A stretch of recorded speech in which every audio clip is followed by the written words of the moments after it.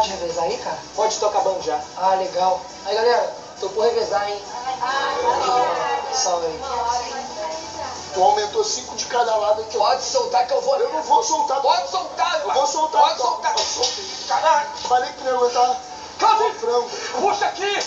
Meu Deus. Vai desviar. Ai.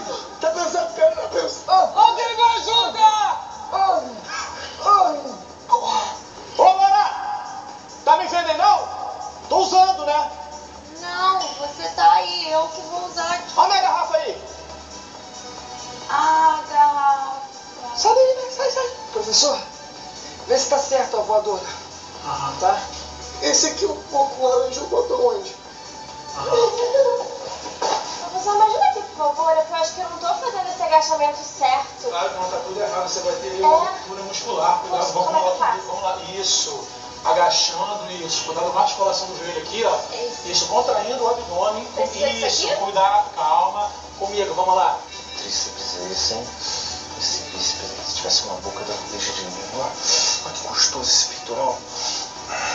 Delícia, ó. Ó, trincadão, ó. Ah, eu levava pra casa, beijava ele tudo, hein? Caraca, por que eu não tenho uma barriguinha lisa que nem dela, hein? Eu nunca vou ter uma bunda dessas. Ai, minha calça não tá entrando mais em mim direito. Eu preciso ter o corpo dela, magrinha. Quer saber? Suplemento já. Já sei. Dieta já.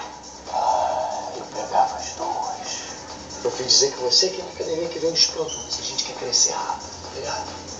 Pô, cara, posso indicar pra vocês então um carboidrato, uma dextrose, uma saturação de creatina aí Tá pra de sacanagem, meu parceiro. Nós queremos bagulho pesado, entendeu?